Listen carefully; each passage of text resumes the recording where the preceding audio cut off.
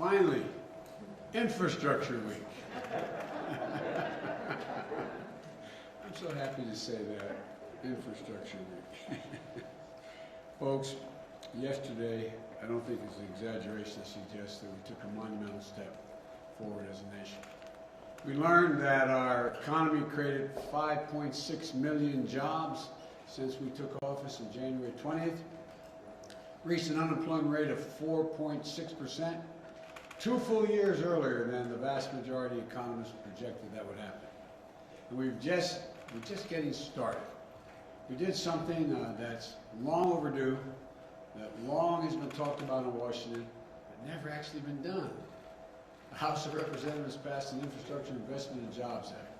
That's a fancy way of saying a bipartisan infrastructure bill. A once-in-a-generation investment that's going to create millions of jobs, modernize our infrastructure, our roads, our bridges, our broadband, a whole range of things, to turn the climate crisis into an opportunity. And it puts us on a path to win the economic competition of the 21st century that we face with China and other large countries and the rest of the world. It's going to create more jobs, good-paying jobs, union jobs that can't be outsourced, and they're going to transform our transportation system with the most significant investments in passenger rail, the most significant investment in 50 years, in roads and bridges, the most significant investment in 70 years, and more investment in public transit than we've ever made, period. It's going to modernize our ports and our airports. I'm going to be going to some of our ports next week. And the freight rail, increasing that as a reason. I mean, look, we have bottlenecks across the country. We're doing so much with this legislation. It's going to make it easier for companies to get goods to market more quickly and reduce supply chains, bottlenecks, and now, and for decades to come. You know, and according to economists, this is going to be ease inflationary pressure, not increasing, ease inflationary pressures by lowering costs for working families. It's going to create jobs replacing lead water pipes. So every American, every child can drink clean water, improving their health, and putting plumbers and pipe fitters to work. How long have we been talking about that? It's a gigantic issue. Jobs, making high-speed internet affordable and available everywhere in America. And you heard me say this before, but I apologize for repeating myself, but no parent should have to sit in the parking lot of a fast food restaurant so their child can do their homework because they have no internet connection except to go off of what's going on with that internet connection from the fast food restaurant. This is going to make significant historic strides to take on the climate crisis. Some of you were with me when I was recently in Scotland at the COP26. What do people keep asking me? Are you going to fund this? Are you going to fund it? Are you really going to do what you're saying? Well, this goes steps up, gets along, a big step along the way of doing it. We're going to build out the first ever national network of charging stations all across the country with 500,000 of them, so that you can make a real, and auto companies are made a commitment that we're going to make 50% of vehicles electric by 2030. So you'll be able to go across the whole darn country, from East Coast to West Coast. Just like you can stop at gas stations now, these charging stations will be available. We'll get America off the sidelines on manufacturing solar panels, wind turbines, battery storage, energy and power for electric vehicles, from school buses to automobiles. And it will reward companies for paying good wages and for getting materials for their products from right here in America. And America exporting and providing the rest of the world with these technologies that are generated here in the United States as we go green around the world. It also makes historic investments in environmental cleanup and remediation. It builds up our resilience against superstorms and droughts and wildfires, hurricanes. You know, you've heard me say it again, I apologize for repeating myself, but $99 billion in losses last year because of climate crisis. Not in America. $99 billion it cost taxpayers in America. It represents a blinking red code out there for our nation. Vice President Harris and I look forward to having a formal signing ceremony for this bipartisan infrastructure soon. I'm not doing it this weekend because I want people who work so hard to get this done, Democrats and Republicans, to be here when we sign it. But we're looking more forward to having shovels in the ground to begin rebuilding America. And for all of you at home, who feel left behind and forgotten in an economy that's changing so rapidly, this bill is for you. The vast majority of the thousands of jobs that will be created don't require a college degree. There'll be jobs in every part of the country: red states, blue states, cities, small towns, rural communities, tribal communities. This is a blue-collar blueprint to rebuild America, and it's long overdue. I'm also proud that the House took a big step forward to pass my Build Back Better Act, which for the week of November 15th, they're going to be taken up. They went through the procedural mechanisms to ensure that occurs. Let me be clear. We will pass this in the House, and we'll pass it in the Senate. The Build Back Better Act will be a once-in-a-generation investment in our people, getting America back to work by reducing the cost of child care and elder care, getting millions of women back in the job who have to stay home because they cannot afford the child care or the health care for their parents, providing universal pre-K for every 3- and 4-year-old child in America, and increasing their academic achievement potential significantly, making health care more affordable, lowering prescription drug costs, tax cuts for working people and the middle class so that folks have just a little, I know you're tired of hearing me saying, my dad used to always say, as a middle class guy, we just need a little breathing room. It's going to reduce child poverty in this country, by the way, by 50%. We're already on track to do that with the child tax credit we passed in our last piece of legislation. And this bill is fiscally responsible. That's a fancy way of saying it's fully paid for. It doesn't raise the deficit by a single penny, and it actually reduces the deficit, according to leading economists in this country, over the long term. And it's paid for by making sure that the wealthiest Americans, the biggest corporations, begin to pay their fair share. Again, you've heard me say it 100 times. Why should 40 or 55 corporations made over $40 billion in the last couple of years, why should they pay zero in tax? I said, I'm a capitalist, I'm not a socialist, but the bottom line is everybody should pay their fair share. Zero in taxes? Come on. And so, and keep my campaign commitment, it does not raise a single penny in tax for anyone making less than $400,000 a year. Say it again. Folks, no matter what they tell you, you're going to find out. This will not affect your taxes one little bit, and you may having to pay a penny more if you make less than $400,000 a year. Independent experts have concluded that these bills are the highest value investments that we can make to grow the economy.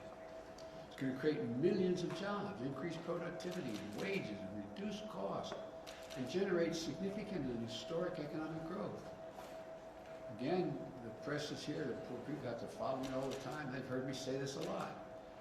We got out of the blue a couple of weeks ago a letter from 17 Nobel Prize winners in economics, and they determined that it will ease inflationary pressures, not create them, ease them, ease those pressures. And for the economy, it recognizes that we face an inflection point. For most of the 20th century, we led the world by a significant margin because we invested in our people. We invested in ourselves.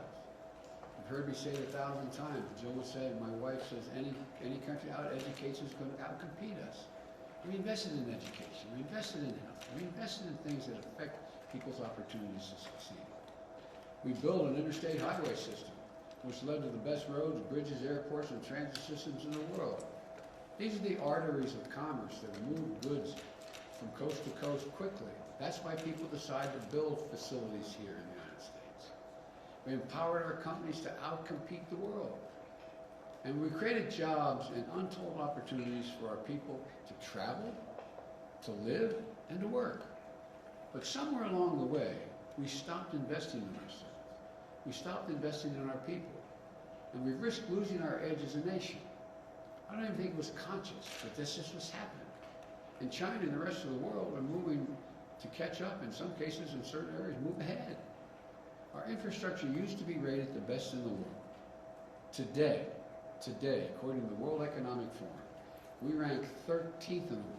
The United States of America ranks 13th in the world in infrastructure. Come on. We used to lead the world in education achievement. Now, the Organization for Economic Cooperation and Development, OECD, ranks America 35th out of 37 major companies when it comes to investing in early education for childhood education and care. Think about that. Those of your parents know. You start kids early, you give them the basics, you give them the material to be able to go on. It's simply unacceptable when we're at 35. We're now turning it around in a big way. Any single element of this plan would be a fundamental change in America.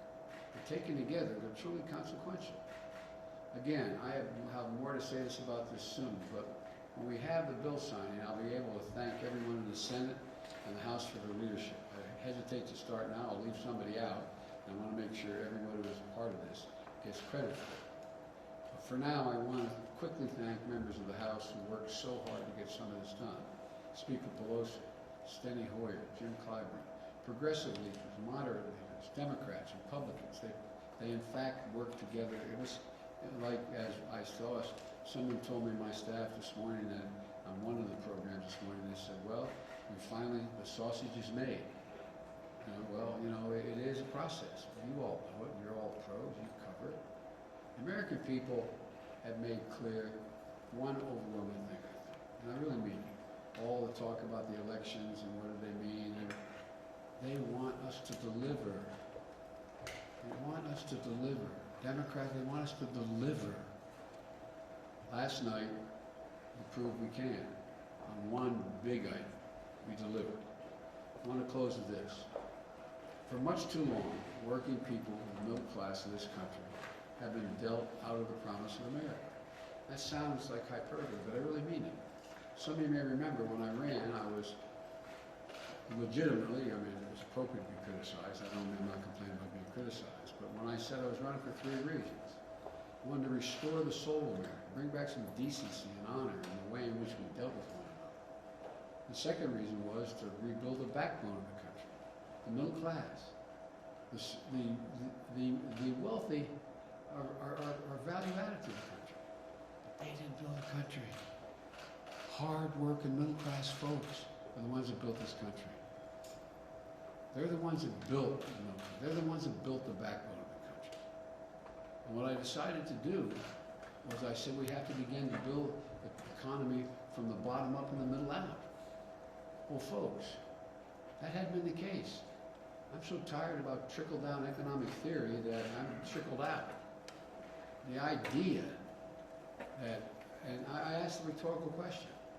When the middle class has done well, when do the wealthy have never have had? When, any time, the wealthy not done extremely well as well? Come on. We've got to give working folks a real chance. A chance. And so, folks, there's an awful lot more to say about this, but today, I think, is just been a good day. It's time to deal folks back in. As you've heard me say it again, I make no apologies for it. These bills, in fact, are the 2 bills we're talking about, the Build Back Better bill, which we're going to be working on now, and this bill, are all designed to give ordinary people a fighting chance to begin to sort of level the playing field just a little bit, not punish anybody. I've long said it's never ever been a good bet to bet against the American people. Never. And that, what it really means is, bet on the American people. Give them a shot. Give them a shot. That's what these plans do. They bet on average Americans. They believe in America. They believe in the limitless capacity of the American people. If you look at the history and the journey of this nation, what becomes crystal clear, not a joke, given half a chance, the American people never, ever, ever, ever, ever, ever let their country down. What about giving them a full chance this time? And when we do, there's going to be no stopping us. I truly believe that 50 years from now, folks are going to look back and say, this was the moment, this was the period, this year and the next couple of years, when America decided to win the competition of the 21st century, to get in the game full bore. So my message to all the American folks is, let's get to work.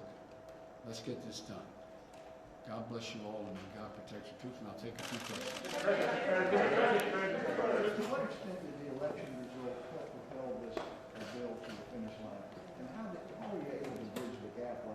three moderates and progressives. Well, you know, I'm not being facetious with the answer I'm about to give you, but I'm not going to be a prognosticator and make a judgment of how the election could or would have been different. Each state is different, and I don't know. But I think the one message that came across was get something done.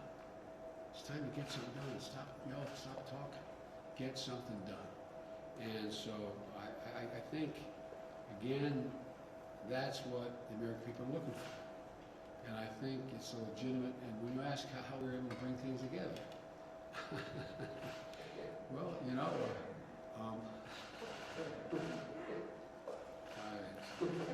look, all kidding aside, I believe everybody in the process is entitled to be treated with respect. And I've been doing this kind of thing, doesn't mean it's not all me, but I've been doing this thing my whole life. I've been able in the Senate to put things together when people say they couldn't be put together, just by making the overwhelming point that you can't have all you want. It's a process. There's no one piece of legislation that's going to solve everybody's problems. So I spent a lot of time, as you probably heard, with a lot of people, both political parties and within my party, saying, look, if we move on what's here in this bill, that is the infrastructure bill, it is a game changer in a half a dozen ways. The fact that it has too much of what you don't want and more than you, and not enough of what you don't want, just let's be reasonable. Let's take a look at this. Let's do what we all agree at a minimum is in the interest of the American people. And if you want to add more, we can fight about it later. If you want to subtract something. I've never voted for a major piece of legislation, an omnibus bill, that I was for every piece of it. People say, well, how do I explain this? I said, well, you explain to the American, your constituency, and I'm not telling you how to do it, but you go home and say, this is what it did. It had one piece in here, there's not enough money for this, or there's too much money for that, but overall, this has been a gigantic benefit to my congressional district. And so I spent a lot of time taking questions from both, and by the way, everybody at the end of the day, I have to admit, dealt with me fairly. I mean, they were, and part of the process, and it's probably more than you need to know, but part of the process is getting to know all the people personally again. I've been out of government for 4 years. I used to do this every day. I used to know about everybody's district I was working with when I was vice president. I know them. You call up and say, hey, Charlie or Harry or Mary. And so it's getting to know a lot of these people, to build trust. Because everything I say I'm going to try to do, I will try to do. And I think that's also part of the process. And so hopefully we can continue. Mr. President, you just alluded to it there, Mr. President. 2 questions. You are arguably the most legislatively experienced president we've ever seen. But to get this first agenda item over the finish line, you need Republican votes. Sure. You are not going to have Republican votes, though, for your Build Back Better agenda. Isn't it doomed? And then my second question, Mr. President, OPEC Plus has snubbed your call to pump more oil. When will you respond with an SPR release? Well, first of all, I'm not anticipating that OPEC would respond, that Russia and or Saudi Arabia would respond. They're going to pump some more oil. Whether they pump enough oil is a different thing. There are other tools in the arsenal that we have to deal with other countries at an appropriate time. I will talk about it, that we can get more energy in the pipeline, figuratively speaking. And I don't start off with any assumption that I can't get anybody to vote for him. And so, I mean it sincerely. I think what's going to happen is we're going to see what happens in the Senate and whether or not I need only Democratic votes, which is likely, which is a likely outcome. And the question is, can I get all of those votes? This is a process. And all along, you told me I can't do any of it anyway. From the very beginning. No, come on, be honest, okay? You didn't believe we could do any of it. And I don't blame you. Because you look at the facts, you wonder how this is going to get done. But I think there's I think there's a dawning on the part of a lot of people, whole elective office, that if you get some of this done, things are better for them as well as everybody else. And I'm sure there's some calculations saying, well, Biden gets this other bill, and he's going to be moving too fast, and it's going to hurt, the Democrats are going to be doing too well. That's why I think we have to try to figure out how to make the case across the board as to, there's a lot of things we have to tackle yet, so. Mr. President. Mr. President. Have you gotten assurances from moderate Democrats in the House and Senate that they are going to vote for your Build Back Better plan now that what they really wanted, the infrastructure bill, has passed? I'm not going to answer that question for you because I'm not going to get into who made what commitments to me. I don't negotiate in public, but I feel confident. That we will have enough votes to pass the Build Back Better. What gives you Mr. that President. confidence? What gives you that confidence? Me. Mr. President, you were forced to scrub paid family leave from your framework a couple of weeks ago. I'm sorry? You were forced to pull paid family leave from the framework you released a couple of weeks ago. The House is putting it back in. Can you keep it in this bill when it makes its way to the Senate? Time will tell. Mr. President, I'd like to ask you real quick, sir, where do you stand? You said last week that this report about migrant families at the border getting payments was garbage. No, I didn't say that. Let's get it straight. You said everybody coming across the border gets $450,000. So the number was what you had a The problem with? number I was referring to. Okay, Now here's the thing. sure. If in fact, because of the outrageous behavior of the last administration, you coming across the border, whether it was legal or illegal, and you lost your child, it's gone, you deserve some kind of compensation, no matter what the circumstance. What that will be, I have no idea. But you're okay with DOJ negotiating the settlement? President, two questions. You referred to China twice in your comments, and yet we haven't heard anything about the China bill, which is really the third element of what you're hoping to do here. It's been through the Senate, has not yet come up to the House, and it would seem that that is the one that is more key to our competitiveness. So I was wondering if you would talk a little bit about that, and then also tell us how you're feeling right now about the Iran deal, since it looks like you're going to go back to discussion at the end of the month. But the Iranians have made it pretty clear at this point they plan to rip up most of what was done so far. So are you into your plan B at this point? I'm not going to comment on Iran now. And in the China bill you're referring to, everything in good time. You got to get this through. The next thing is Build Back Better. So when do you plan to do that? Well, in order. I'm going to take one more question. Mr. President, can I follow up on paid leave, Mr. President? Sir, may I follow up on paid leave? Mr. President, Democratic Congresswoman Abigail Spanberger said of your presidency this week, nobody elected him to be FDR, they elected him to be normal and stop the chaos. How do you view your mandate after Tuesday's election losses for Democrats, and is she wrong? Well, Abigail's a friend. We had a long talk. She joked and said, I have a picture, she said, I have a picture of Roosevelt hanging in my office, her office, okay? I don't intend to be anybody but Joe Biden. That's who I am. And what I'm trying to do is do the things that I ran on to do.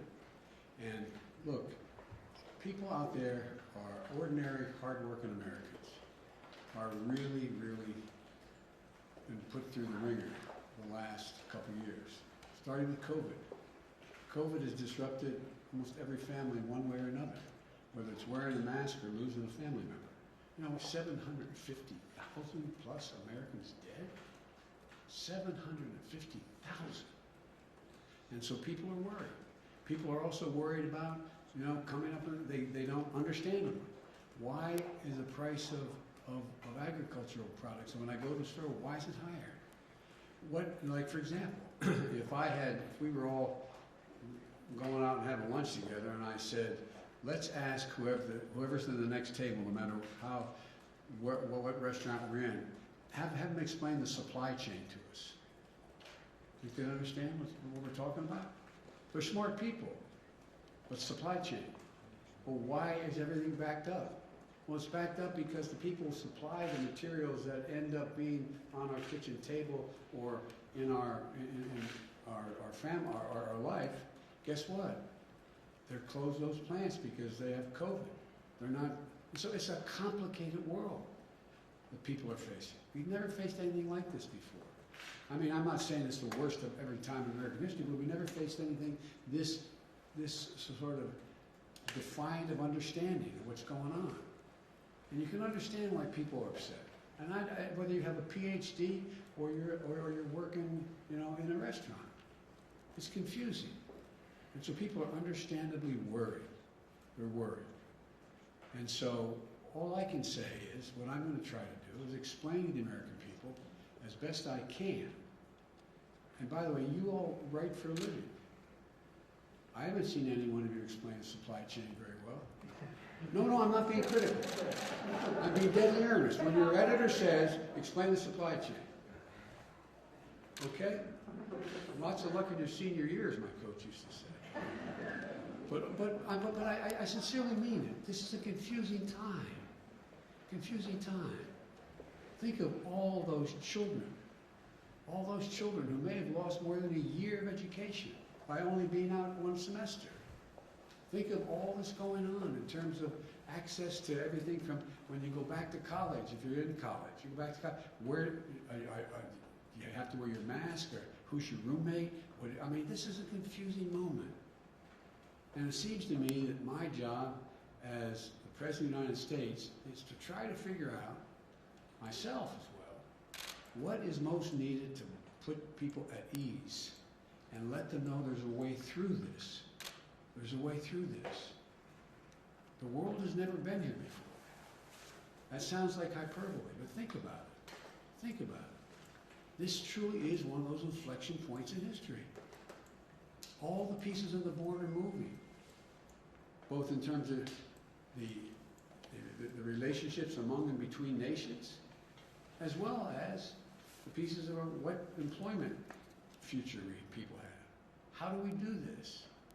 And so this is a confusing time, but I promise the American people, I have one focus. How do we give you some breathing room? How do we get you to the point where we take pressure off you so you can begin to get back to the degree of normality and we move to a different place? And this time when we move, by the way, everybody internationally uses Build Back Better now. When I used the phrase initially, people looked at me like, Build Back Better. Well, what it means, we're the only country in the world gone through a crisis, that goes through a crisis and come out better than we were before the crisis occurred. That's building back better than it was before. This is the process. And I just, we're going to see. Take it every day, every moment, one moment at a time. I'm going to get in real trouble. This is the last question I'm taking. You can decide who I'm pointing to. Sir, when do Americans expect to see the impact of the infrastructure bill? And when do you think the Build Back Better bill will be passed? By Thanksgiving, Christmas? I don't want to make your job easier. I don't want to give it. I know the answer exactly when it's going to be passed. And I know exactly how it's going to. When can Americans see the impact of this bill? So Well, they'll see the effects of the bill, this bill, probably starting within the next 2 to 3 months, as we get things, shovels in ground and the ground, and people being told they're going to be working, doing the following things, and things are going to move. It is a bill that's paid out over a number of years. And so, but the biggest thing it does is give people you're going to have people going, oh, okay, well, I guess I'm going to be able to keep my job, or I'm going to be able to get a job doing that, or I'm moving. So I can't tell you that any of that with precision. If anybody can, then they ought to go into fortune telling. But it's going to be a provision, a bill that is going to have a profound impact over time. It's a little like, and I'll end with this, a little like when we first came to office. And a lot of this has to do with this lady right here, the vice president. It's not all me. I used to stand there and have to listen to the president. She's got to stand there and listen to the president, but she deserves an enormous amount of the credit. But here's the deal. When we came to office, we were told virtually by everybody, you can't get this economy moving. Remember when they told me there's no way I could get, 2 million shots a day into people's arms in the beginning. There's no way I get 200 million. There's no way I could get the vaccine. There's no way. It's understandable. I'm not criticizing people who said that, because these things have never been done before. It's never happened before. And so we got to work. I agree, I am a congenital optimist. But it's because I really mean this. I have enormous faith in the ingenuity and the integrity of the American people. I'm not joking. I have enormous faith in them, because I'm convinced we're the most unique country in the world. Not because we're all so smart and the rest, but because we're the only country that's organized based on an idea. We really mean it. We haven't lived up to it. We hold these truths to be self-evident. All men and women are created equal. Basically, give everybody a shot. And I really have faith in the American people. I know we're divided. I know how mean it can get. And I know there are extremes on both ends that make it more difficult than it's been in a long, long time. But I'm convinced, let the American people know that we're committed to enhancing their ability to make their way, all do better. Thank you all so very much.